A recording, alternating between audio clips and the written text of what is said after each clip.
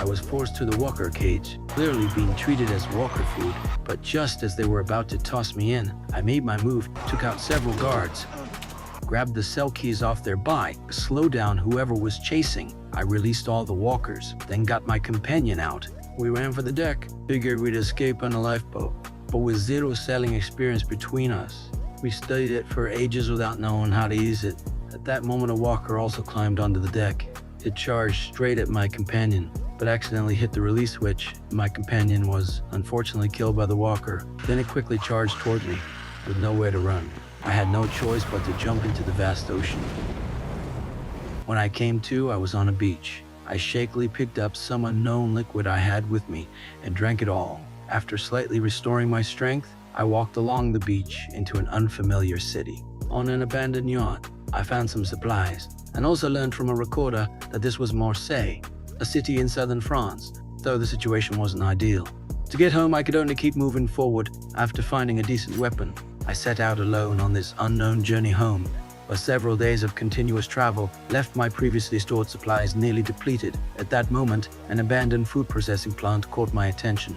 So I pushed open the steel door and went in, trying to find some food, but the sound from the aching steel door woke the sleeping walkers. I could only skillfully begin clearing the walkers, but what I didn't notice was that these walkers' bodies had strong corrosive properties. Just like that, my arm was scratched by a walker. This made me realize this French journey was destined to be extremely dangerous. After simply treating the corroded wound, I planned to continue my journey. Found a building before long, figured I'd stay the night. Seeing the simple alarm device on the ground, I knew there were likely other survivors here, so I immediately stayed alert and observed the situation inside. Discovering a woman and a blind old man, I immediately raised my hands to signal I meant no harm, then slowly came out. After a brief exchange, I learned they were grandfather and granddaughter because grandfather's ankle was injured. They were forced to rest here for a few days. Hearing this, I immediately took out my remaining medicine to trade for food. Seeing they agreed, I ate without restraint. Just as I was preparing to leave, a car drove in. After getting out, the man ordered me to crouch to the side, then prepared to take the woman away. I couldn't stand watching this. I quietly pulled out my knife, knocked away his weapon, and controlled him. But I didn't expect he would shoot at me without caring about his teammates' safety.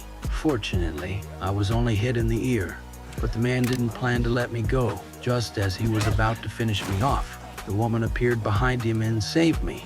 Immediately after, she thrust a shovel straight into the man's chest. After dealing with the man, I also rushed to bandage my wound, but just as I asked her to come help, they completely dropped their disguise.